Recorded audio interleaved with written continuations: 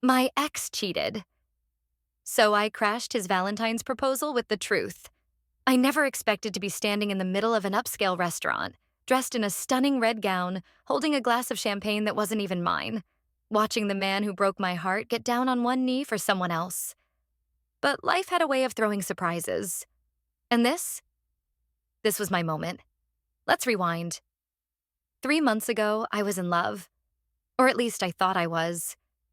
Jake and I had been together for 2 years, and I had imagined us growing old together, sharing lazy Sundays and inside jokes, maybe even adopting a dog.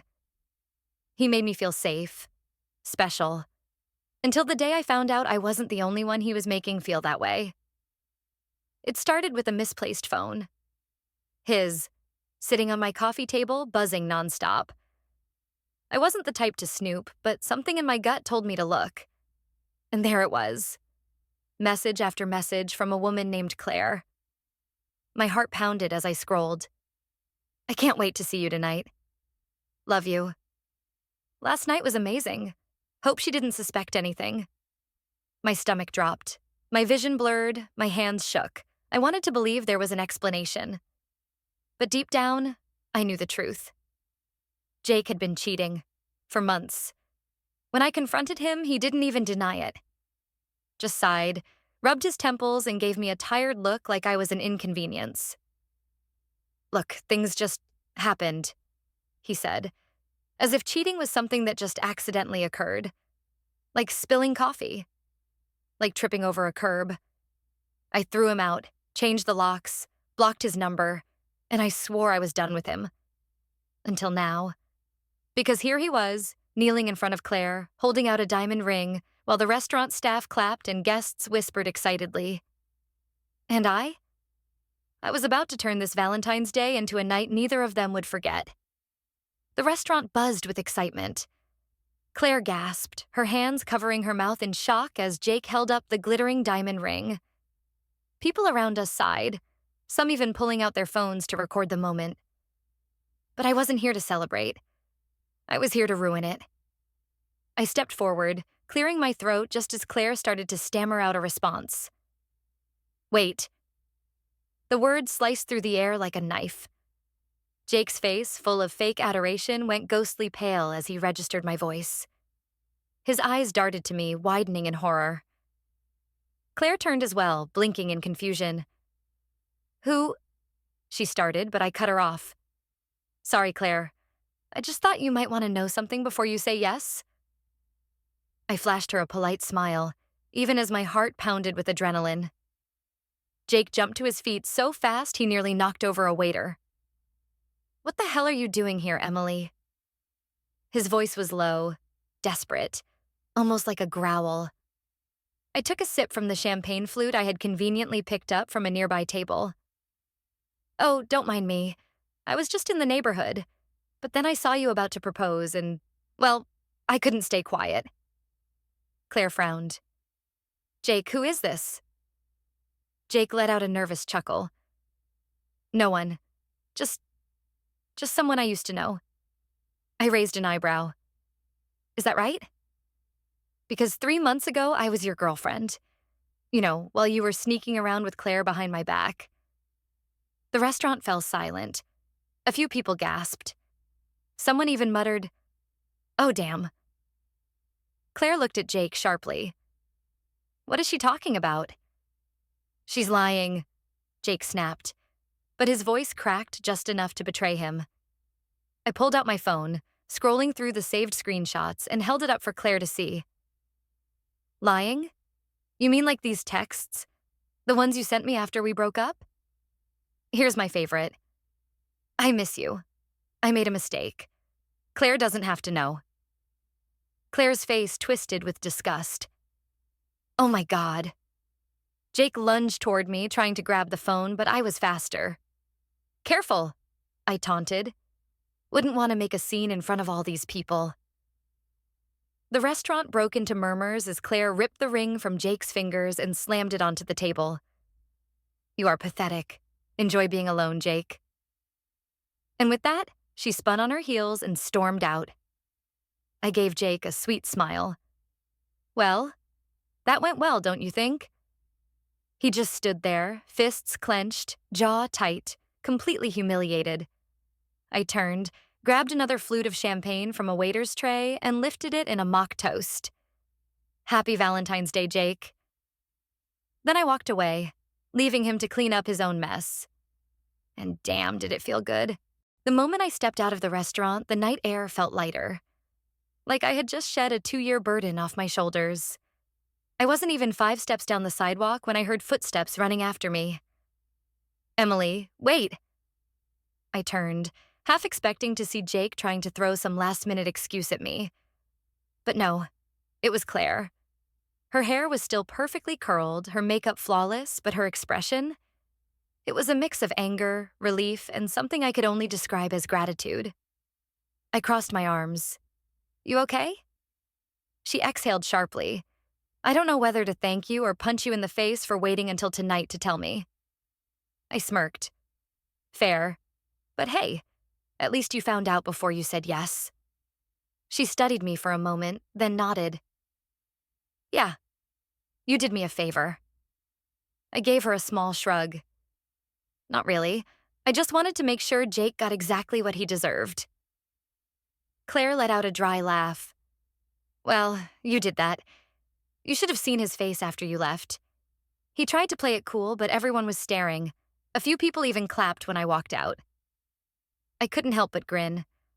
Oh, I love that for him. Claire sighed, shaking her head. You know, I really thought he was the one. He always made me feel so special, so loved. Guess that was just part of the act, huh? Trust me, I know the feeling, I said. But don't blame yourself. Guys like Jake, they don't deserve the kind of love we give. She nodded slowly, then glanced at me. You want to grab a drink? I mean, I don't know about you, but I could use something strong after all that. I laughed. Why not? Nothing says Happy Valentine's Day like tequila shots with the girl your ex cheated on you with. So we did. And let me tell you, there is nothing more therapeutic than toasting with the woman your ex thought he could play. We swapped stories, compared notes, and by the end of the night, we weren't just 2 women scorned. We were practically friends. Oh, and as for Jake? Well, let's just say word spread fast about what happened that night. The restaurant staff gossiped, social media picked it up, and within days, Jake became that guy. The one whose Valentine's Day proposal got publicly destroyed. His reputation took a hit. His job at some fancy marketing firm got real awkward, and last I heard, Claire's best friend, who worked with him, started a running joke about pulling a Jake whenever someone made a dumb decision. As for me, I moved on, found someone way better. And every year on Valentine's Day, I make sure to celebrate. Not because of romance, but because it's the anniversary of the night I took my power back. And honestly, that's the best kind of love story. A week had passed since the Valentine's Day disaster, and I was still riding the high of watching Jake's perfect little world crumble. Claire and I had kept in touch. Weird, right? But honestly, she turned out to be pretty cool. We bonded over our mutual hatred of Jake, and nothing brings 2 women together like realizing they dodged the same bullet. But the best part? Jake wasn't done paying for his sins. See, after Claire and I got drinks that night, she had gone off on social media. Subtly, of course. No names, no messy drama. Just one cryptic tweet. Imagine getting proposed to by a guy who was still texting his ex. Couldn't be me. Oh, but people knew. Her friends, her coworkers, mutuals we hadn't even realized we shared. The post took off, and before we knew it, the gossip had spread like wildfire. I wasn't gonna lie. I enjoyed watching it unfold, especially when I got a text from an unexpected number. Jake, are you happy now? I actually laughed. Me, ecstatic. Thanks for asking. Jake, you ruined my life, Emily. Me, no, babe. You did that all by yourself. He didn't reply after that. Not that I cared. But then, a few days later, Claire called me, practically breathless from laughing. Emily, you are not going to believe this. I smirked. Oh, I don't know. I think I might. No, seriously, she said. Jake's boss, saw everything. The texts, the tweets, even a video someone took of the proposal fail. And guess what? I raised an eyebrow. What? Apparently, the guy's been trying to land a huge promotion, but his boss is all about honesty and integrity. She made air quotes. So, after hearing about how he cheated, lied, and made a complete fool of himself in public, yeah, let's just say that promotion isn't happening anymore. I nearly choked on my coffee. Wait, you mean? Yep, Claire confirmed, barely containing her laughter. He got demoted instead, and now he's stuck working under a guy who's been side-eyeing him ever since the whole scandal blew up. Oh, my God. I actually clapped. That is beautiful. Right? Claire snickered. I guess karma works fast these days. I leaned back, grinning. Honestly, he deserved worse, but I'll take it. Jake had spent years lying, cheating, and getting away with it. He had acted like he was untouchable, like nothing could ever come back to bite him. But now, he was exposed, humiliated, and stuck in a dead-end job, all because he thought he could have his cake and eat it too. And me? I was thriving. Claire and I were planning a weekend getaway, because what better way to celebrate leaving a toxic man behind than with cocktails by the beach? And for the first time in a long time, I felt free. No regrets, no looking back. Just me, karma, and a front row seat to Jake's downfall. It started as a joke. Claire and I were lounging on a beach, sipping margaritas, when she casually said, "You know, we should make a business out of this." I laughed, thinking she was kidding. A business out of what? Destroying cheating exes? She wiggled her eyebrows. I mean, why not? We both got played by the same idiot, but we came out on top. What if we helped other people do the same? At first, I thought she was tipsy from the tequila. But the more we talked, the more it made sense. We knew the red flags. We knew the tricks. We knew how guys like Jake operated. Sneaky texts, shady behavior, fake apologies. And most importantly, we knew how to expose them. So, after a little brainstorming, and maybe a few more margaritas, we had a plan. A social media page, anonymous submissions, a safe space where people, mostly women, but really anyone, could share their suspicions, get advice, and if necessary, drop receipts. By the time we got back home, we had a name. The Heartbreak Files. It took off instantly. Women started messaging us with stories about their shady partners, asking if we thought something was off. Some needed advice. Others needed help gathering proof. And a few? Well, they wanted full-on exposés like the one I pulled at the restaurant. We weren't private investigators, but we were smart, tech-savvy, and petty. And as it turned out, when you give women a platform to share their experiences, they show up. The DMs were wild. My boyfriend always flips his phone screen down and acts weird when he gets texts.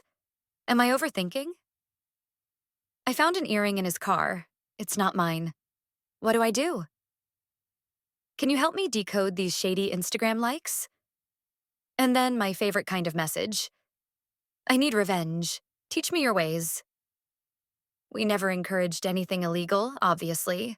But sometimes, a well-timed screenshot or a strategically placed question could reveal a lot. And let me tell you, some of these men were stupid. Like one guy who claimed he was working late every night, only for his girlfriend to find out he was literally on Tinder, with his LinkedIn profile picture. Or another who told his girlfriend he was going on a guy's trip, only for her to get an AirTag notification that his phone was at some random woman's house. We exposed so many cheaters that within a month, the Heartbreak Files went viral. Jake? Oh, he hated it. He saw the page. He knew it was me and Claire behind it. And he definitely knew that some of our stories sounded very familiar. One night, I got another text from him. Jake, you're actually insane. This has to stop. I grinned and typed back. Me. Oh, Jakey. Afraid someone's gonna send in a story about you? He left me on red, probably because he knew it was only a matter of time. And he was right. Because a week later, we got a submission from a girl claiming she had been seeing Jake while he was still with Claire. Oh, hell. Yes. The message came in late at night. A DM from an anonymous account. Hey, I don't know if this is where I send this, but I think my boyfriend is cheating. His name is Jake. He told me he was single, but something feels off. Can you help me? I swear, I nearly spit out my wine. Jake? Again? This man hadn't learned a single thing. Claire and I immediately called each other, both screaming into the phone at the same time. This cannot be real, she said, breathless from laughter. Please tell me you're messing with me. Oh, I wish, I said, staring at the screen in disbelief. But no, it's real. Our Jake, back on his bullshit. The sheer audacity of this man. So, naturally, we did what we did best. We investigated. We messaged the girl back, kept things chill, casual, asked a few questions, and within minutes, we had all the proof we needed. They had been dating for 2 months. He told her he had been single for a year. He claimed he had never been engaged. And this is where I lost it. He still used the same dumb excuses for disappearing for hours at a time. Work is crazy right now. I fell asleep. My phone died. Claire and I exchanged a look over FaceTime. You thinking what I'm thinking? She asked. Oh, absolutely. It was time for another exposé. We told the girl, let's call her Lily, everything. The cheating, the proposal, the Valentine's Day disaster. Her reaction? Pure rage. She was all in. So we came up with a plan. Jake had a habit of taking his new girlfriends to the same trendy cocktail bar downtown, probably because he thought the moody lighting and overpriced drinks made him look sophisticated. So Lily suggested they go there for date night. What Jake didn't know was that Claire and I would be there too. Watching, waiting, ready. We arrived first, slipping into a booth near the bar where we had the perfect view of their table. 10 minutes later, Jake walked in, hand in hand with Lily, grinning like he had never been caught in a lie before. I swear, seeing him acting all smooth, completely unbothered by the chaos he had already caused, made me want to throw my drink at his head. But I had better plans. Lily played her part perfectly. She laughed at his jokes, touched his arm, let him think he was winning. And then, right as the waiter came to take their drink orders, she dropped the bomb. So, she said sweetly, tilting her head, when were you going to tell me you proposed to Claire? Jake froze. His face? Priceless. It was like watching someone realize they just stepped on a landmine. What? He blinked rapidly. What are you talking about? Lily pulled out her phone and casually swiped to a photo, one from Claire's old engagement announcement post. Funny, she said, turning the screen toward him, because this looks a lot like you. Jake's mouth opened and closed, but no words came out. That's when Claire made her move. She stood up from our booth, sauntered over, and leaned on the table like she was so happy to see him. Oh, Jake, she cooed. You really should have told her about that night. What a shame. Jake looked like he was about to pass out. But before he could recover, I made my entrance. Sliding into the seat across from him, I rested my chin on my hands and grinned. You know, I mused, you might be the first person in history to get publicly exposed twice in less than 2 months. Lily turned to Jake, crossing her arms. You told me you weren't seeing anyone. Jake was sweating. Lily, I can explain. Yeah, she interrupted, standing up. Save it for someone stupid enough to believe you. Oh, wait. You've run out of those, huh? And then, in the most iconic move of the night, she picked up her drink and dumped it straight in his lap. Jake yelped, jumping to his feet as the entire bar erupted into laughter and gasps. And me? I sat back, enjoying every second. Have a great night, Jake, Claire said sweetly. Oh, and maybe next time, just try being a decent human being. Then the three of us strutted out of that bar like a goddamn girl gang. The aftermath was glorious. People at the bar definitely posted about it online. A few even recognized Jake from the Heartbreak Files and connected the dots. By the next day, he had become a full-on meme. Some men fear death. Others fear being exposed like Jake. The only thing faster than light is Jake getting caught cheating. Even his coworkers saw it. Word got back to his boss. And from what I heard, he was this close to getting fired for bringing negative attention to the company. As for Lily, she joined the Heartbreak Files as our newest co-admin, because at this point, we were unstoppable. And Jake? Well, I'm sure he'll think twice before lying to another woman. But if he doesn't, we'll be watching. After the legendary drink dumping incident, Claire, Lily, and I knew we had something big on our hands. The Heartbreak Files wasn't just a petty little project anymore. It was a full-blown movement. Our follower count skyrocketed overnight. People weren't just submitting cheating stories. They were begging us to expand. You need to start a podcast. What about a website where people can post red flags? Can you please investigate my shady ex? At first, we laughed it off, but then Claire got serious. You know, she said, scrolling through our inbox, this could actually be a business. I raised an eyebrow. A business? Think about it, she said, eyes lighting up. There are so many women, hell, even men who have no clue when they're being lied to. We could help people, spot the red flags, catch cheaters before they waste years of someone's life. Lily grinned. Basically, we become the FBI for boys? Oh my God, I gasped. I love that.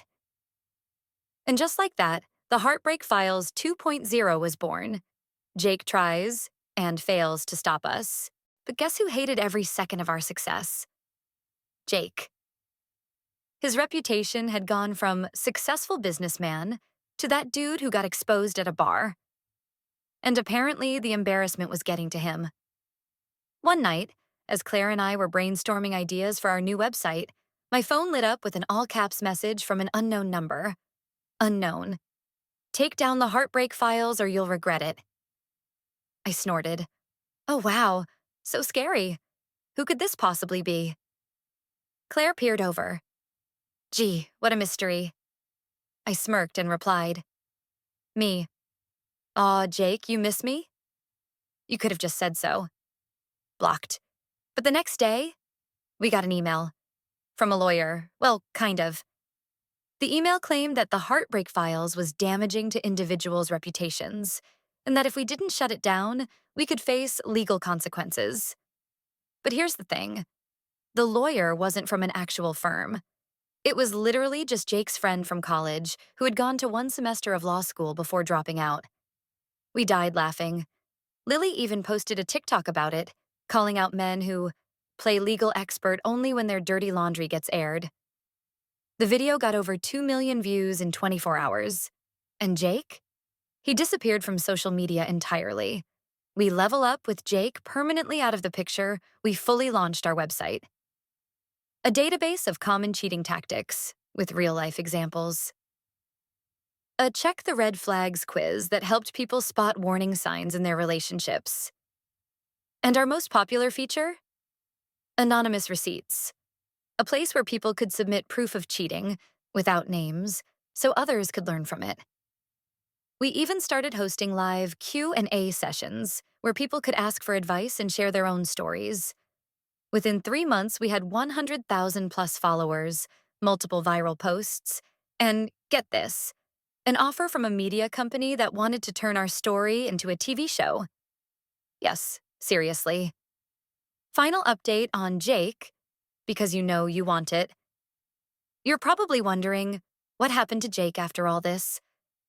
Well, a few months later, we heard from a mutual friend that he had moved to a different city to escape the embarrassment. But before he left, he got fired. Turns out his company wasn't thrilled about their employee being publicly exposed as a cheater twice. And his boss? Well, someone anonymously forwarded them some of Jake's old texts. where he bragged about cheating and lied about taking sick days to hook up with other women. Oops. Last we heard, he was working a job way below his old pay grade, trying to keep a low profile. And honestly, we couldn't have scripted a better ending. Never underestimate the power of women who are sick of being played. Oh, and Jake? If you're reading this, we're still watching.